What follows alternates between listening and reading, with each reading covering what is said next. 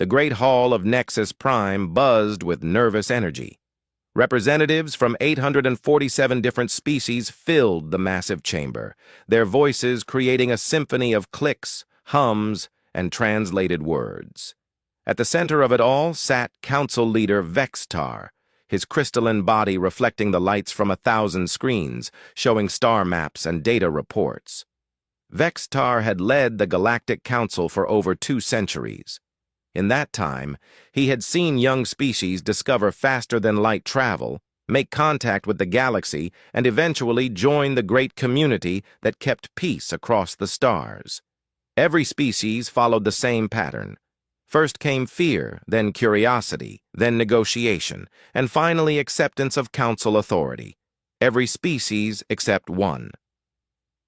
"The human situation has become critical," announced Admiral Thexmore, his scaled skin shifting from blue to orange as stress pheromones filled his breathing sacs. "They now control 43 star systems. Their expansion rate has increased by 30% in the last year alone." A ripple of concerned sounds swept through the chamber. The insectoid delegate from Hive Cluster 7 clicked her mandibles rapidly. "How is this possible? We have sent them 15 separate diplomatic missions. They refuse to even acknowledge our existence." Vextar pulled up a holographic display showing human space. Red dots marked their colonies, spreading outward from their home system like drops of blood on a white cloth. Each dot represented millions of humans who had never spoken a single word to the Council. "Tell me again about their response to our latest offer," Vextar said to Ambassador Kree-Lon, whose tentacles writhed with embarrassment. "We offered them full membership in the Council, immediate access to our trade networks, advanced technology from a dozen different civilizations, medical knowledge that could extend their lifespans by centuries." Kree-Lon's voice grew smaller. They sent back a single message: "No thank you. Please leave our space." The chamber erupted in confused chatter. The bird-like ethers chirped in their musical language while the rock-like Terrans ground against each other in their slow speech. No species had ever turned down council membership. The benefits were too great, the protection too valuable. "What do we know about their government?" asked Delegate Wise Mind that seeks truth from the collective consciousness of the Nexus Cloud. Admiral Thexmore brought up another display. "That is part of the problem. They appear to have no central government at all. Each human colony operates independently. They have no emperor, no parliament, no collective consciousness, yet somehow they coordinate their activities perfectly." "Impossible," declared War Chief Grontalk of the Draknari Empire. His massive form dominated his section of the chamber, battle scars covering his armored hide. "Without central command, they cannot mount effective resistance. My fleets could sweep through their space in months." "That is what concerns me," Thexmore replied. "Every military analysis suggests the same thing. They have maybe 200 ships total. Their weapons are primitive by our standards. Their armor is basic metal alloys. Yet every time one of our exploration fleets has encountered them, the humans have forced them to retreat." Vextar had read those reports many times.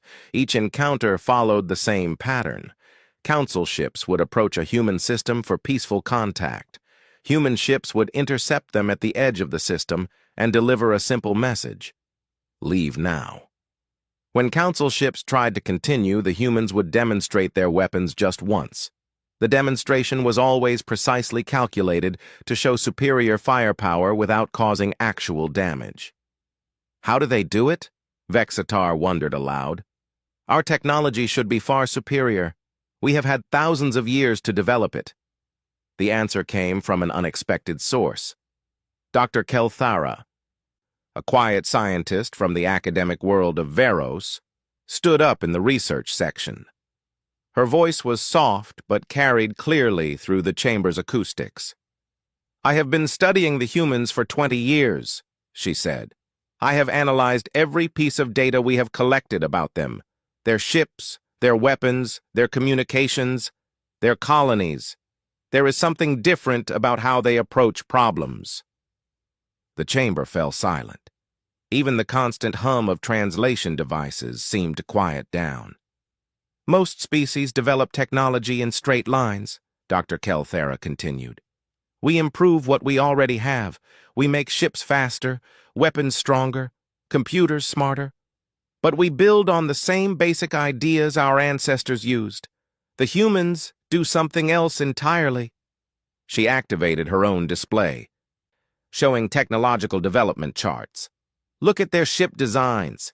In 50 years, they have created 7 completely different types of faster-than-light drives. Not improvements on one design, but 7 totally new approaches. Each one solved problems we did not even know existed. Vextar studied the charts with growing unease. What are you saying? I am saying the humans do not just solve problems. They outgrow them. When they encounter a limitation, they do not try to work around it. They find a way to make the limitation irrelevant. War Chief Grontalk snorted. Pretty words, but it changes nothing. They are still just one species against 847. Dr. Kelthera turned her large eyes toward the War Chief. Are they? Every year, 3 or 4 species request to leave the Council and establish independent governments. The number is growing. They all cite the human example as inspiration. This was true, and everyone in the chamber knew it. The young races especially were becoming difficult to manage. They saw humans living freely, expanding where they wanted, doing what they pleased, and they wanted the same thing. The humans are not just rejecting our authority, Dr. Kelthera said quietly. They are proving it is unnecessary, and other species are starting to believe them. Vexitar felt something he had not experienced in centuries, genuine fear. The Council's power came from being needed. Species joined because they needed protection, needed trade, needed guidance in dealing with other civilizations. But what happened when a species could provide all of that for themselves? What do you recommend? He asked the assembled delegates. The answers came quickly. Economic pressure, military threats, trade blockades, communication jamming, the same tools that had brought every other species into line. But as Vextar looked at the red dots spreading across the star map, he wondered if any of those tools would work on beings who had already proven they needed nothing the Council could offer. The humans had presented them with something the Galactic Council had never encountered in 3,000 years of existence. A species that was genuinely, completely, and utterly independent. And Vextar was beginning to suspect that independence might be contagious. Ambassador Krelon had prepared for this mission his entire life. He had studied every known species, mastered 47 different languages, and successfully negotiated treaties that had prevented 3 wars. His diplomatic vessel, the Harmony's Voice, was equipped with gifts worth more than some planet's entire yearly production. As his ship approached the human colony of New Terra, Krelon felt confident. Every species had something they wanted. The key was finding what that something was. Begin broadcasting on all frequencies, he ordered his communications officer. Standard diplomatic greeting, followed by our offer packages. The message went out across space. This is Ambassador Krelon of the Galactic Council. We come in peace, seeking friendship and mutual benefit. We offer trade agreements, technological exchange, and cultural cooperation. Hours passed. The human colony's ships continued their normal activities. Cargo vessels moved between the planet and orbital stations. Construction ships worked on expanding the spaceport. Mining ships headed out to the asteroid belt. None of them responded to the diplomatic transmission. Perhaps they need time to translate our message, suggested Communications Officer Veltar, his tentacles twitching nervously. Krelon tried again, this time in the human language called English. The Council's computers had analyzed thousands of hours of human communications and could speak it perfectly. Still nothing. On the 3rd day, something finally happened. A human cargo ship changed course and approached the Harmony's voice. Krelon straightened his formal robes and prepared for first contact. The human ship stopped just outside weapons range and transmitted a simple message. "Your ship is blocking traffic lane 7. Please move to coordinates 441-225-778 and maintain position there." That was all. The human ship waited until Krelon moved his vessel, then continued on its way. "They think we are a navigation hazard," Veltar observed. Krelon spent 3 weeks in orbit around New Terra. He broadcast increasingly elaborate offers, advanced medical technology that could cure any disease, faster-than-light communication systems that worked instantly across the galaxy, energy weapons that could destroy asteroids, matter conversion devices that could turn rocks into food. The humans ignored every offer. Finally, in desperation, Krelon tried a different approach. He began broadcasting scientific and mathematical formulas, hoping to prove the Council's technological superiority. This time he got a response. The human colony transmitted back to him. Not a diplomatic greeting, not a government representative, but a data package from something called New Terra University Research Department. The package contained detailed corrections to every formula Krelon had sent. Not just corrections, improvements. The humans had taken Council technology that had been developed over centuries and made it better in a matter of days. The energy weapon design? The humans sent back blueprints for a weapon twice as powerful that used half the energy. The faster-than-light communication system? They provided specifications for quantum entanglement transmitters that worked faster than light itself. Most insulting of all, they included a note. "Thank you for the interesting theoretical work. Our students enjoyed solving these problems as part of their advanced physics coursework." Coursework. They had given Council military secrets to their children as homework. Krelon was not the only ambassador to fail. Across human space, similar scenes played out with similar results. The Zephyrian Collective sent their greatest treasure, vials of the immortality serum that had extended their lives for millennia. The humans politely declined and sent back research papers showing they had already developed cellular regeneration techniques that worked better and had no side effects. The hive mind of Kepler offered perfect unity of thought, the ability to share consciousness across their entire species. The humans responded with philosophy texts explaining why individual consciousness was more valuable than collective thinking. The papers were so well written that several Kepler drones began questioning their own hive mind connection. The Terran stone singers, masters of gravitational engineering, offered to teach humans how to move planets. The humans sent back videos of their construction crews casually adjusting asteroid orbits using technology so advanced the stone singers could not even understand how it worked. Each rejection followed the same pattern.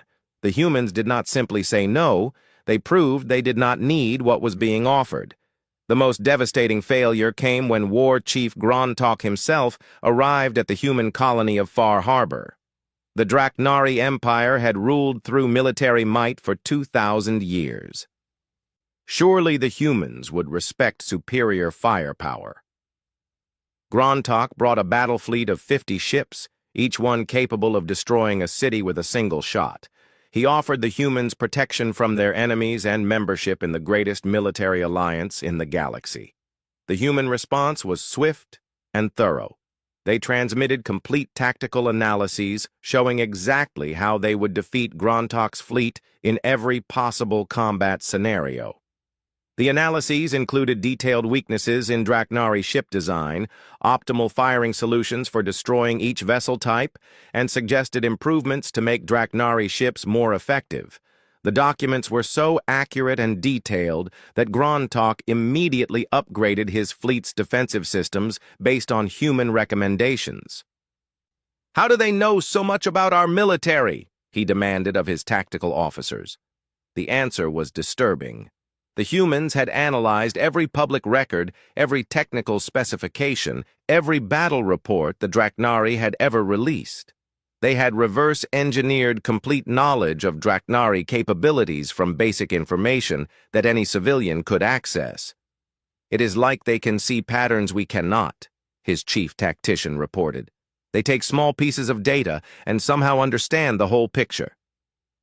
Back on Nexus Prime, the council chambers buzzed with frustrated delegates sharing their failures. Every species had tried their own approach. Every species had been politely but firmly rejected. They do not want our technology because theirs is better, reported the tech-loving circuits of Binary Prime. They do not want our wisdom because they learn faster than we can teach, said the ancient teachers of the Elder Path. They do not want our protection because they are stronger than our protectors, growled War Chief Grontok. Vextar listened to the reports with growing alarm. In 3,000 years of galactic history, no species had ever been completely self-sufficient. Everyone needed something from someone else. That was how the council maintained order. "What do they want?" he asked the assembled ambassadors. The answer, when it came, was simple and terrifying. Ambassador Krelon stood up, his usual confidence replaced by bewilderment. "As far as I can determine, Council Leader, they want nothing at all. They are completely content to be left alone to develop as they see fit." "That is impossible," declared Delegate Sharpmind Seek's order from the Logical Cerebral Collective. "All species need trade partners, need allies, need guidance from more experienced civilizations." "The humans do not seem to agree," Krelon replied quietly. In the silence that followed, every delegate began to understand the true scope of the problem they faced. The humans were not just refusing to negotiate, they were proving that negotiation itself was unnecessary. And if negotiation was unnecessary, then what was the purpose of the Galactic Council? The emergency session had been running for 6 straight days. Vextar could feel stress fractures forming in his crystalline structure as heated arguments echoed through the council chambers. What had started as frustration with human stubbornness had grown into something approaching panic. 17 systems, Admiral Thexmore announced as new reports arrived. 17 more systems claimed by human colonies in the past month. They are expanding faster than ever. But expansion was no longer the Council's biggest concern. Intelligence reports scattered across Vextar's desk told a more disturbing story. The young races were asking questions, dangerous questions. "Why do we need Council permission to establish new colonies?" the delegate from Proxima Collective had asked during yesterday's session. "The humans colonize wherever they want. Why must we pay tribute to maintain Council protection?" demanded the representative from the Phoenix Nebula worlds. "What are we being protected from? The humans seem to defend themselves just fine. Why do we need council mediators to settle our disputes?" questioned the speaker for the Rim territories. "Before the council, we handled our own problems." These were not the words of rebels or troublemakers. These were questions from species that had been loyal council members for centuries. The human example was spreading like a virus through the galactic community. "We need stronger measures," declared War Chief Grontok, slamming his armored fist on his speaking platform. "Economic pressure, trade blockades, communication jamming. Make them understand the price of independence." "We tried economic pressure," replied Trade Minister Fluxara, her liquid form rippling with agitation. "The humans do not use our trade networks. They are completely self-sufficient. Our economic threats mean nothing to them." "Then we jam their communications," suggested Intelligence Director Mind Probe 7. "Cut them off from coordinating between their colonies." Admiral Thexmore pulled up technical reports on his screen. "We tried that as well. Human colonies do not use the standard subspace communication grid. They have developed something they call quantum entanglement communication. Our jamming equipment cannot even detect their signals, much less block them." Vextar felt another stress fracture form. 3,000 years of proven techniques, and none of them worked on the humans. "What about claiming their expansion zones as protected space?" suggested Territorial Administrator Zonekeeper Prime. Declare their target systems off-limits for colonization. We did that, Thexmore replied flatly.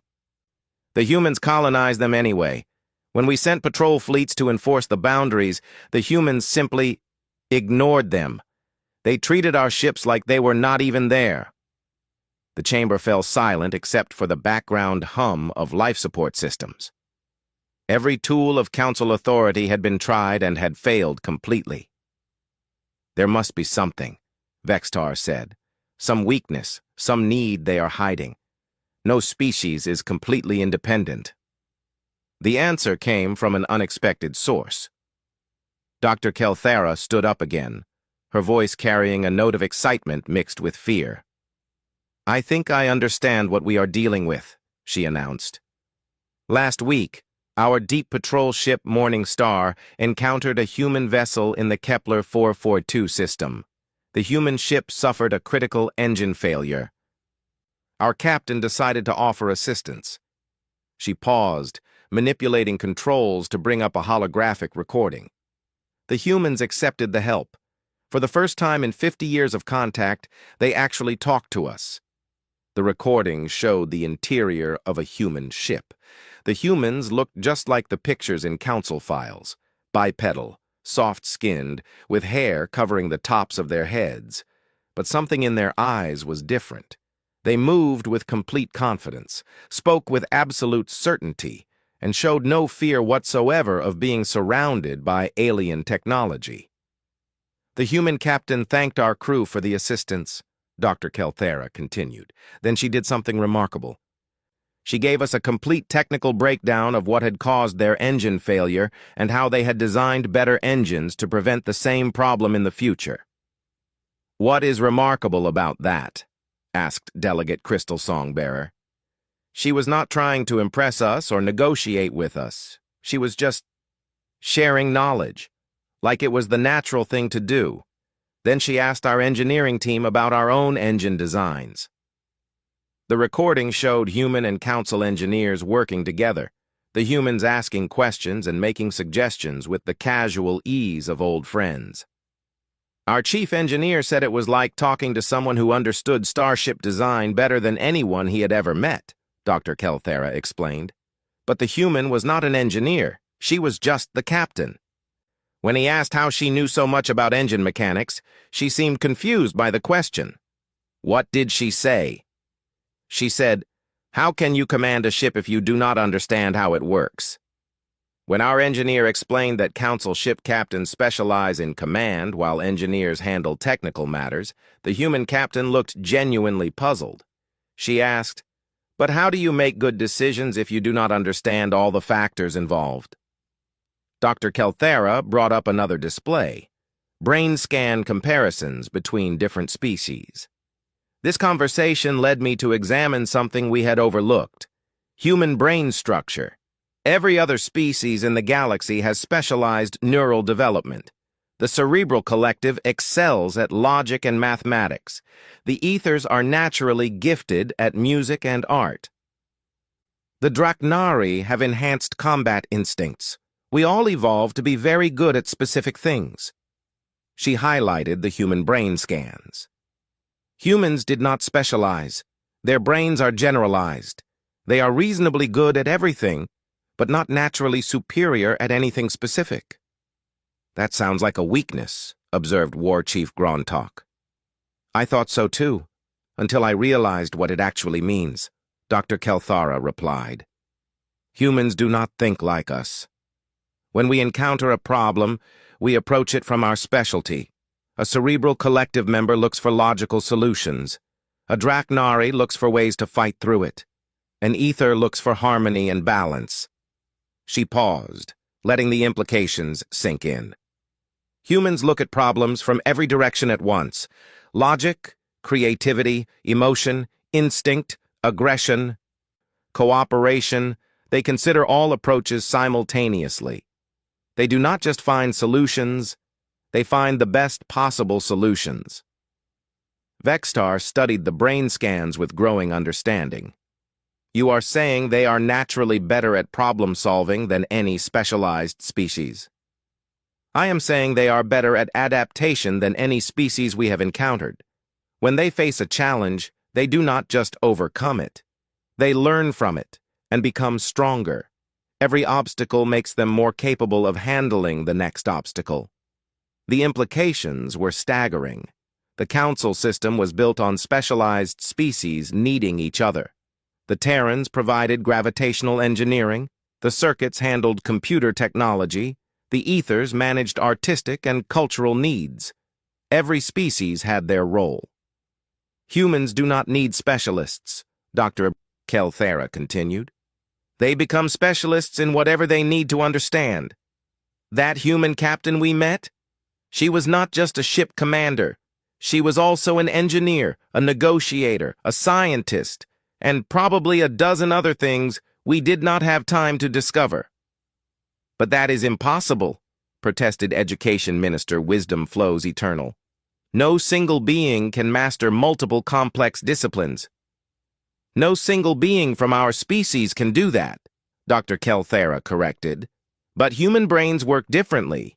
They do not see disciplines as separate things. To them, everything connects to everything else. Engineering connects to physics. Physics connects to mathematics. Mathematics connects to philosophy. Philosophy connects to ethics. They learn it all as one integrated system. Admiral Thexmore was studying his tactical displays with new eyes. If this is true, then humans do not just have better technology. They understand their technology better than we understand ours. More than that, Dr. Kelthera said quietly. They understand our technology better than we do. They see connections and possibilities that our specialized thinking cannot recognize. The chamber erupted in arguments and denials, but Vextar barely heard them. He was thinking about the pattern of human responses to council overtures. Every rejection had come with improvements to whatever the council had offered. Not just random improvements, but exactly the right modifications to solve problems the council had not even known existed. The humans were not just rejecting council authority. They had already surpassed it. And if Dr. Kelthara was right about their adaptive capabilities, they were getting further ahead every day. "What do you recommend?" Vextar asked the scientist. Dr. Kelthara's reply sent chills through the crystalline structure of his body. "I recommend we seriously consider the possibility that the humans have evolved beyond the need for our kind of civilization entirely." The war fleet assembled at Rally Point Nexus was the largest military force in galactic history. 10,000 ships from over 100 different species filled space like a metal constellation, their combined firepower capable of sterilizing entire star systems. Vextar stood on the command bridge of the Council flagship Eternal Unity, watching the final ships take their positions. Massive Draknari battleships hung beside elegant ether cruisers. Swarms of circuit fighter drones buzzed around lumbering Terran fortress ships. Every major species had contributed their finest vessels to this ultimate show of force. "Final count confirms 10,417 ships," Admiral Thexmore reported, his scales shifting to the deep orange of grim determination. "Combined crew of over 15 million beings. This fleet could conquer half the galaxy. And we are using it to threaten one species that has maybe 200 ships total," War Chief Grontok added with satisfaction. "Even humans cannot ignore odds like these." Vextar was not so certain. 3 months had passed since Dr. Kelthera's disturbing report about human brain structure. 3 months of watching more young races demand independence. 3 months of council authority crumbling at the edges. The final decision had been inevitable. Either the humans would submit to council authority, or they would be destroyed as an example to every other species considering rebellion. "Begin the approach to Sol System," Vextar commanded. "All ships maintain formation. Project maximum intimidation." The massive fleet engaged their faster-than-light drive simultaneously, tearing holes in space itself as they jumped toward humanity's home system. The sight should have been magnificent. The combined might of galactic civilization moving with one purpose. Instead, Vexitar felt only dread. 3 days later, the Council fleet emerged from faster-than-light travel at the edge of Sol system. Sensors immediately began mapping human defenses, looking for the massive fortifications and battle fleets that should have been waiting for them. "I am reading minimal military presence," reported sensor operator MindTouch 12. "Approximately 30 ships in Earth orbit. Another 50 scattered throughout the system. All appear to be standard patrol vessels and cargo escorts." "That cannot be right," Admiral Thexmore said. "Scan again." The readings were confirmed. Earth, the heart of human space, was defended by fewer than 100 ships. No battle stations, no minefields, no massive weapon platforms. Just normal civilian traffic going about its daily business. "Where is their fleet?" War Chief Grontok demanded. "They must have hidden ships waiting to ambush us." Deep scans revealed nothing. Human colonies throughout their territory continued normal operations. Construction projects proceeded on schedule. Mining ships worked the asteroid belts. Not a single human military vessel appeared to be responding to the approaching Council armada. "Maybe they are surrendering," suggested Communications Officer Veltar, hopefully. Vextar did not believe it. In 50 years of contact, humans had never shown fear of anything. "Open a channel to Earth," he ordered. "Let us deliver our ultimatum." The transmission went out on all frequencies, translated into every human language the Council had identified. "This is Council Leader Vextar of the Galactic Council, commanding the combined fleet of allied species. You are surrounded and outnumbered 1,000 to 1. Surrender immediately and submit to Council authority, or face complete annihilation. You have 1 standard day to respond." The reply came within minutes, not from a government building or military command center, but apparently from dozens of human colonies simultaneously. Every human settlement broadcast the exact same message. "The Galactic Council is hereby notified that their authority is not recognized in human space. Any aggressive action will be met with appropriate response. This is your only warning." Appropriate response? War Chief Grontok's laughter boomed across the command bridge. "They think 80 ships can provide appropriate response to this fleet?" Admiral Thexamore was studying the tactical displays with growing confusion.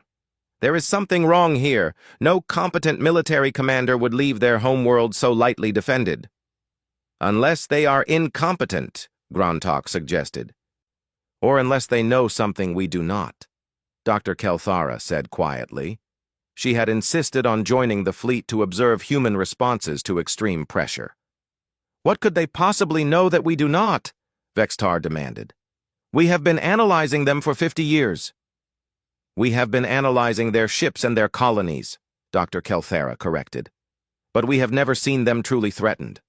Every encounter has been minor, single ships meeting patrol fleets. We have no idea what humans are capable of when they feel genuinely endangered." The first day passed with no change in human behavior.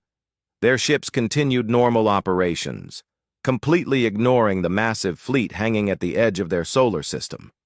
It was as if 10,000 warships were simply part of the background scenery. On the second day, Vexitar ordered the fleet to advance.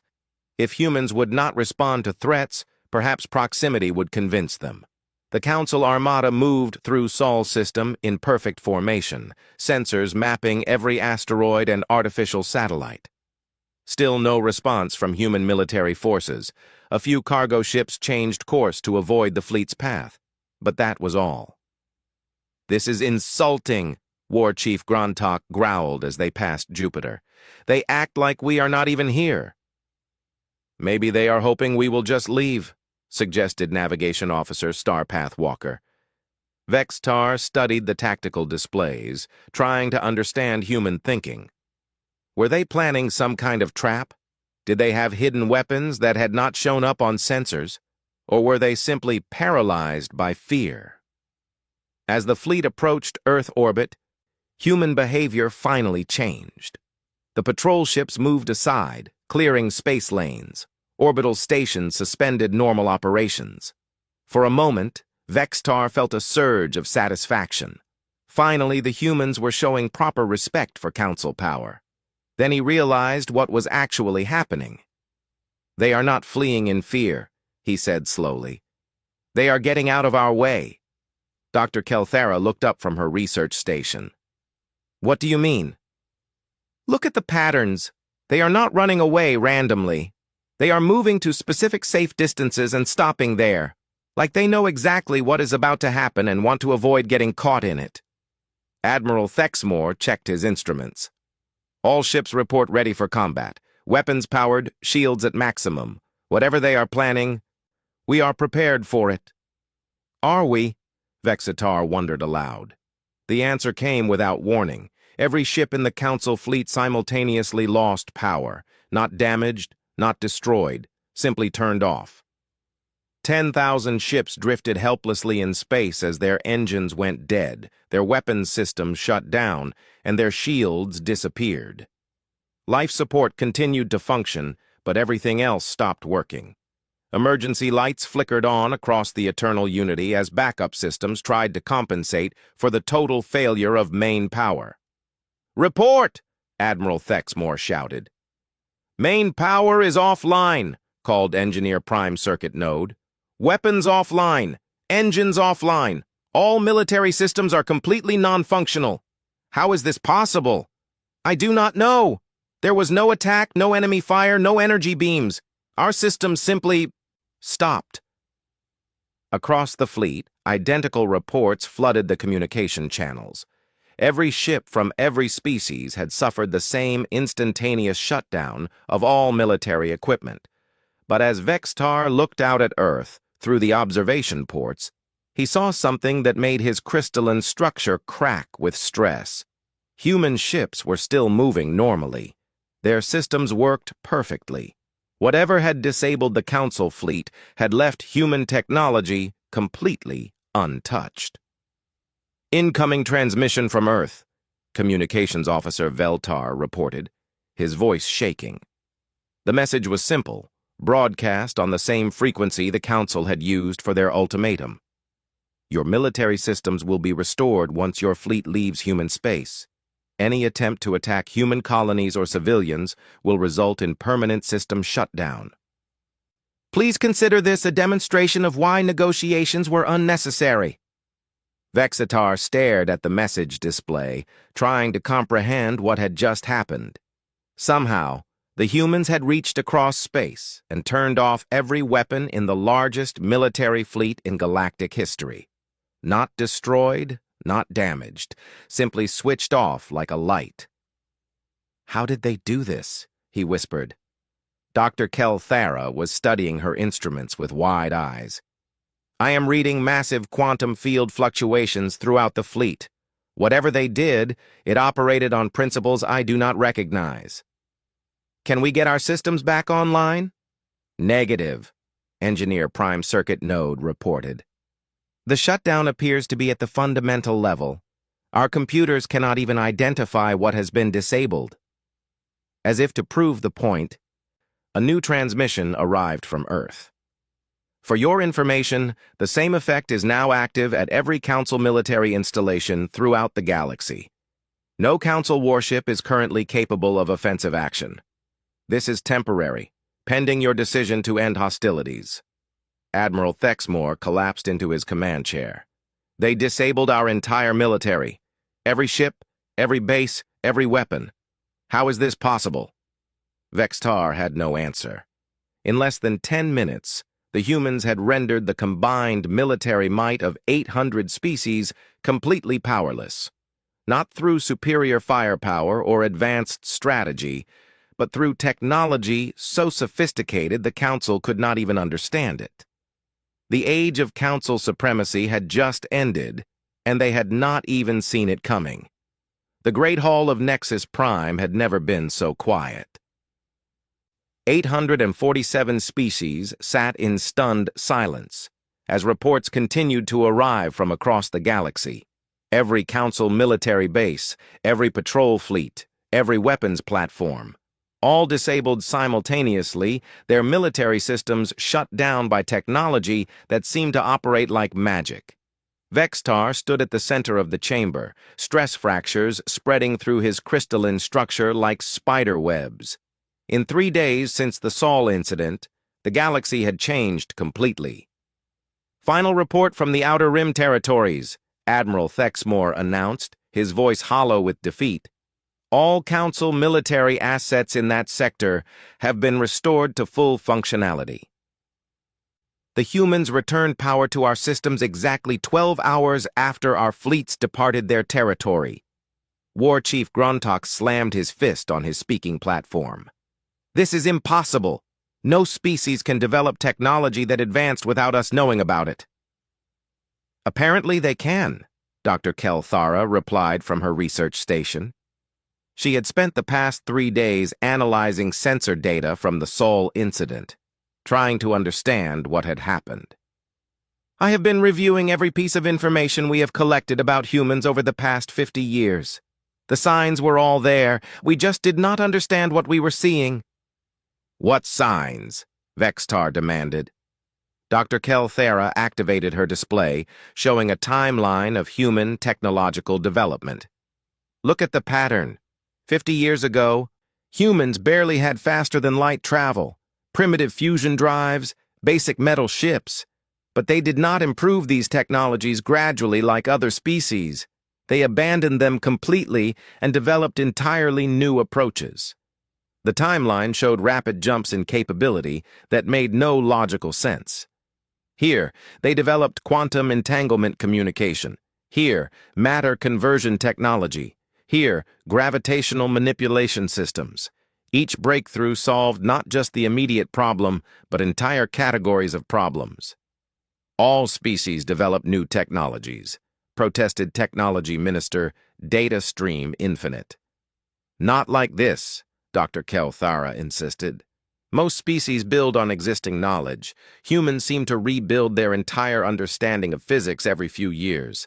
Look at their ship designs. In 5 decades, they have created completely new theories of space-time manipulation, energy conversion, and matter organization." She brought up more detailed analyses. 3 years ago, we detected unusual quantum field emissions from human space. We assumed it was experimental engine testing. 2 years ago, their colonies began showing energy readings that did not match any known technology. We thought it was measurement error." "What were they really doing?" "I believe they were transitioning from purely physical technology to something that integrates consciousness itself into their machines. The system that disabled our fleet did not attack our ships from outside. It somehow reached through space and convinced our computers to stop working." The implications sent shocked murmurs through the chamber. Technology that could affect machines at a distance without any physical connection was beyond anything the Council had imagined possible. "Even if this is true," Delegate Mind Sharp as Crystal argued, "they are still just one species. We represent 800 civilizations. Numbers must count for something." The answer came in an unexpected form. Communications Officer Veltar stood up with a new transmission in his hands. "Council Leader, we are receiving formal declarations of independence from 47 different species. They are all citing human protection and demanding immediate autonomy." Vextar felt more stress fractures appear. "What kind of protection?" "According to these documents, humans have offered to guarantee the independence of any species that chooses to leave the Council. They promise to disable any military action taken against rebellious worlds." War Chief Gruntok roared with rage. "They are stealing our member species. This is an act of war." "Is it?" Dr. Kelthara asked quietly. "The humans are not forcing anyone to leave. They are simply offering the same thing they have always had. The right to be left alone." More reports arrived throughout the day. Young races across the galaxy were declaring independence.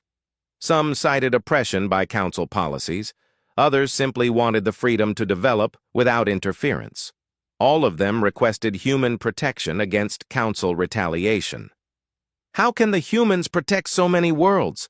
Vextar demanded. They would need to station ships everywhere. Maybe they do not need ships, Dr. Kelthera suggested. If they can disable our military systems remotely, they can protect any world without being physically present.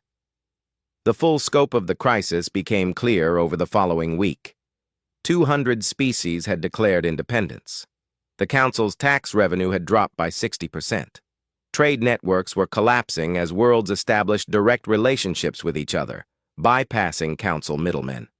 Most disturbing of all, the species that remained in the Council were demanding explanations. "Why did humans surpass us so quickly?" asked Delegate Harmony Seeks Truth from the musical chorus worlds. "What have we been doing wrong for 3,000 years?" questioned Representative Deep Thought Flows from the Philosophical Meditation Collective. "Are we actually protecting anyone, or just controlling them?"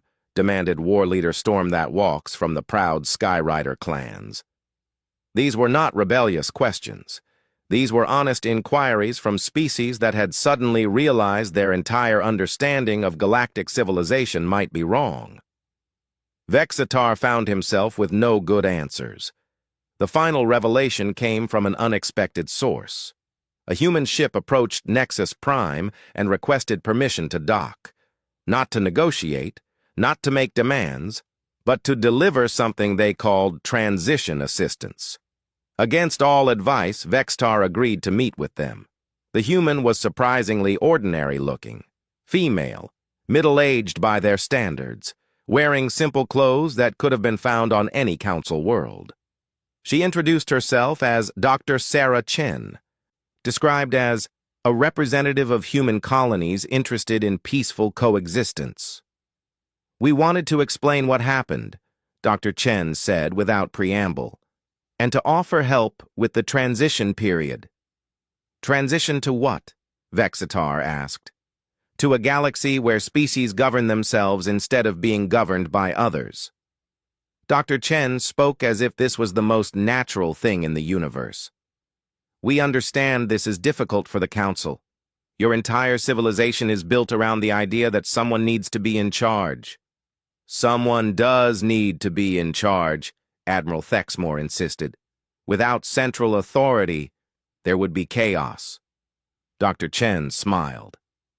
That is what every government in human history believed. It turned out to be wrong. When people are free to solve their own problems, they usually do it better than any authority could manage. "But some species need guidance," Vextar argued. "Younger races make mistakes." "Everyone makes mistakes," Dr. Chen replied. "The difference is that when individuals make mistakes, they learn and grow stronger. When authorities make mistakes, entire civilizations suffer." She activated a small device that projected a star map. "This is what human space looked like 50 years ago when we first encountered the Council." A single red dot appeared. "This is what it looks like now." Hundreds of red dots filled a vast section of the galaxy. Every red dot represents a self-governing colony. No central government, no unified military, no single leader making decisions for everyone else. Each colony handles its own problems and helps neighbors when asked. "How do you coordinate anything?" Dr. Kelthera asked, fascinated despite herself. "We share information freely and trust people to make good decisions. It works better than any top-down command structure we ever tried." Dr. Chen gestured to her projection. "The technology that disabled your fleet? It was not developed by a government research program. It was created by a group of university students studying quantum consciousness integration. They built it because they thought it would be interesting, then shared the plans with everyone." "Students?" Admiral Thexmore sputtered. "University students created weapons that can disable entire fleets?" "They did not create weapons," Dr. Chen corrected gently. "They created a tool for peaceful communication with electronic systems. The fact that it can disable military equipment was an unexpected side effect." She paused, letting this sink in. That is how human technology advances so quickly. When everyone is free to experiment and everyone shares their discoveries, progress happens faster than any controlled research program can manage. Vexitar began to understand the true scope of what they faced. The humans had not just developed superior technology, they had developed a superior way of thinking about civilization itself. "What do you want from us?" he asked. "Nothing," Dr. Chen replied. "Species that want to remain in the Council are welcome to do so. We will not interfere with your internal affairs, but we also will not allow the Council to interfere with species that choose independence." "And if we refuse to accept this arrangement?" Dr. Chen's expression remained friendly, but her words carried unmistakable certainty. "Then you will find yourselves governing empty space. Every species in this galaxy will eventually realize that freedom works better than control. You can be part of that transition, or you can be left behind by it." She stood to leave, then paused at the chamber entrance. "We do hope you will consider joining us. The galaxy is big enough for every species to find their own path. But that choice has to be yours to make." After she left, the chamber remained silent for a long time. Finally, War Chief Grontok spoke. "So that is it? 3,000 years of galactic order, ended by a species that simply refuses to be governed?" "No," Vextar said slowly, understanding finally dawning. 3,000 years of galactic order, ended by a species that proved governance was unnecessary. The vote to dissolve the Galactic Council passed by a margin of 600 to 47. Within a year, most of the remaining species had also chosen independence. The age of enforced unity was over. The age of chosen cooperation had begun. And throughout the galaxy, beings who had never imagined they could govern themselves discovered they had been wrong about their own capabilities all along.